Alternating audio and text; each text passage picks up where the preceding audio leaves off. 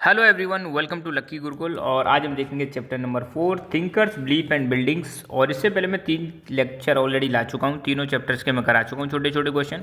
आज इस लेक्चर में पार्ट बने जो कि इसमें 8-10 क्वेश्चन हम कवर करेंगे और लगभग 2 मार्क्स के हिसाब से हम क्वेश्चन देखने वाले हैं। ठीक है, तो पहला ही क्वेश्चन हम देखेंगे, define the concept of Bodhisattva. ठीक है, बोधिसत्व के बारे में हमने पढ़ा था बुद्धिज्म में। ठीक है, तो बुद्धिज्म से रिलेटेड टॉपिक है।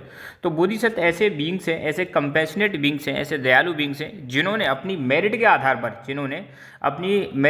पर अपने एफर्ट्स के आधार पर ज्ञान प्राप्त किया है। और ये निवान प्राप्त नहीं करना चाहते। निवान बार बार वर्ड आता है इसमें, निवान का मतलब निर्माण है ना, निर्वाण का मतलब होता है मोक्ष प्राप्ति। ये मोक्ष प्राप्ति नहीं करना चाहते और इन्होंने दुनिया को त्याग दिया है। किस लिए त्याग दिया है? Just to help others. तो ये ऐसे लोग हैं, ऐसे ज्ञानी लोग हैं, ऐसे दयालु लोग हैं, ऐसे महान लोग हैं बोधिसत्व, जिन्होंने दुनिया को मतलब त्यागने के लिए नहीं, दुनिया में लोगों की हेल्प करने के लिए क्या क्या ज्ञान अर्जित किया है, और ना ही ये निर्वाण अचीव करना चाहते हैं। ठीक है, तो ये ऐसे सेवियर हैं जो दूसरों की हेल्प करते हैं ताकि दूसरों को क्या मिल सके, साल्वेशन मिल सकते, मतलब दूसरों की हेल्प करने के लिए ये बंदे बने। कौन? बोधिसत्व। किसके अंदर आते हैं? बुद्धिज्म के अंदर आते हैं।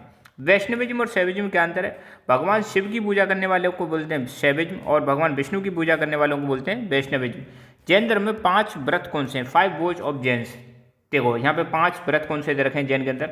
To abstain from killing, abstain का मतलब है बचना, अपने आप को रोकना। ठीक है, किसी की हत्या नहीं करना। टू एब्सटेन फ्रॉम स्टीलिंग, चोरी ना करना। टू एब्सटेन फ्रॉम लाइंग, झूठ ना बोलना। टू एब्सटेन फ्रॉम पजेजिंग प्रॉपर्टी अधिकृत नहीं करना ज़्यादा प्रॉपर्टी। टू ऑब्जर्व सेलिबेसी, ब्रह्मचर्य का पालन करना। तो ये 5 व्रत हैं जैनिज्म के अंदर, है ना। ऐसे 3 जगहों के नाम बताओ जो बुद्ध की लाइफ से एसोसिएटेड है। तो पहला है लुम्बिनी में बुद्ध का जन्म हुआ था। दूसरा है बोधगया वो जगह जहाँ पर इनको एनलाइटनमेंट मिला था, मतलब ज्ञान की प्राप्ति हुई थी। सारनाथ वो जगह है जहाँ पर बुद्ध ने पहला अपना स्पीच दी थी, पहला उपदेश दिया था, है ना। Why is first millennium regarded as the turning point in the history. First millennium को टर्निंग पॉइंट क्यों कहा जाता है हिस्ट्री में? क्योंकि इस टाइम पर, फर्स्ट मिलेनियम के टाइम पर दुनिया में बहुत सारे आपको देखने को मिलेगा थिंकर्स का इमरजेंस हुआ था, जैसे Zarathustra in Iran, Socrates and Plato in Greece, Mahavir और बुद्ध इन इंडिया। तो महान थिंकर्स का इस समय क्या हुआ था?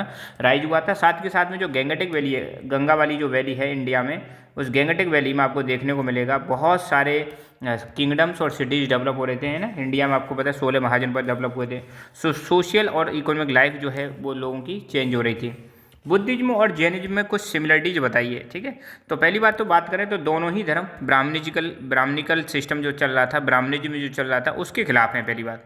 दूसरी बात, दोनों ही धर्मों में वेदा और जो सुप्रीमेसी ऑफ ब्राह्मण है उसको इन्होंने रिजेक्ट किया है। तीसरा, इन दोनों के अंदर एक बढ़िया ऑर्गेनाइज्ड मोनिस्टिक ऑर्डर देखने को मिलेगा जिसके माध्यम से इनकी टीचिंग्स को आगे प्रोपोगेट किया जाता है। By whom Sanchi stupa built and what was its most distinctive feature. Sanchi stupa किसके द्वारा बनाया गया था? तो सांची स्तूप को 3rd सेंचुरी बीसी में अशोक के द्वारा बनाया गया था। यहाँ पे एक सेमी सर्कुलर डोम लाइक स्ट्रक्चर देखने को मिलेगा और इसमें गेटवे मिले और 4 तरफ आपको देखने को मिलेंगे। 4 आपको जो गेटवे जो मिले हैं 4 कार्डिनल डायरेक्शन मिले हैं, 4 जगह पर मिले हैं ना गेट। और जो गेटवे हैं यहाँ पर आपको कुछ ब्यूटीफुल कार्विंग्स देखने को मिलेंगी जो बुद्ध की लाइफ और जातक स्टोरीज को यहाँ पे शो करती हैं। बुद्धिज्म की कुछ टीचिंग्स के बारे में बताना है, 4 टीचिंग्स के बारे में। यहाँ पे ज़्यादा दे रखी है, 4 टीचिंग्स के बारे में अगर आपसे पूछ ले तो पहली बात तो बुद्ध ने बोला था कि हमें हमेशा मिडिल पाथ को फॉलो करना चाहिए। और बुद्ध ने हमेशा कहा था कि कभी भी आपको एक्सट्रीम लग्जरी लाइफ जीने की जरूरत नहीं है, ना ही एक्सट्रीम एसेटिज्म को फॉलो करने की जरूरत है, ना ही मतलब एक्सट्रीम साधु वाली लाइफ जीने की जरूरत है। बुद्ध ने कहा था कि ये जो सोसाइटी है, ये जो सोशल वर्ल्ड है, इसको ह्यूमन ने क्रिएट किया है, ना कि किसी भगवान ने क्रिएट किया है। और इन्होंने राजा और जो गृहपति हैं उनको बोला कि आपको ह्यूमन रहने की जरूरत है, एथिकल रहने की जरूरत है, मतलब आपको मानवीय व्यवहार करने की ज़रूरत है, लोगों से शांति से पेश आने की ज़रूरत है। भगवान बुद्ध ने कभी भी गॉड और सोल के बारे में कुछ कहा नहीं। और साथ के साथ में इन्होंने नॉन वायलेंस पे फोकस किया और अपने फॉलोअर्स के लिए कुछ कोड ऑफ कंडक्ट भी बनाए थे। साथ के साथ में बुद्ध ने हमेशा कहा कि आपको 4 नोबल ट्रूथ को फॉलो करना चाहिए और 8 फोल्ड पाथ को फॉलो करना चाहिए। Why Buddhism became so popular. Buddhism ज़्यादा पॉपुलर क्यों हुआ? पहली बात तो एक सिंपल रिलीजन है। दूसरी बात, यहाँ पर सुपरस्टिशंस और अदर रिचुअल्स इन पर फोकस नहीं किया जाता है, इनको बिल्कुल अलग रखा जाता है। साथ के साथ में बुद्धिज्म को प्रोपोगेट किया गया था प्राकृत भाषा में, और प्राकृत भाषा उस समय आम आदमी की भाषा हुआ करती थी, इसलिए इसको लोग आसानी से समझ सकते थे। बहुत सारे किंग्स जो थे उन्होंने बुद्धिज्म को शरण दी थी और कई सारे किंग बुद्धिस्ट बन जाते हैं। जैसे सम्राट अशोक, वो खुद बुद्ध बन गए थे, है ना। और बुद्धिस्ट भिक्षु जो थे, ये आपको देखने को मिलेगा, इनका कैरेक्टर बहुत अच्छा हुआ करता था। तो ये एक रीजन बनता है जिसकी वजह से बुद्धिज्म बहुत ज़्यादा पॉपुलर हो गया। तो आज की वीडियो में बस इतना ही हम चर्चा करेंगे। तो अगर आपने अभी तक हमारे चैनल लक्की गुरुकुल को सब्सक्राइब नहीं किया तो जरूर सब्सक्राइब करें, और साथ के साथ में लक्की एजुकेशन फैमिली का पार्ट बने, और वीडियो को लाइक करें, शेयर करें और कमेंट करें। धन्यवाद।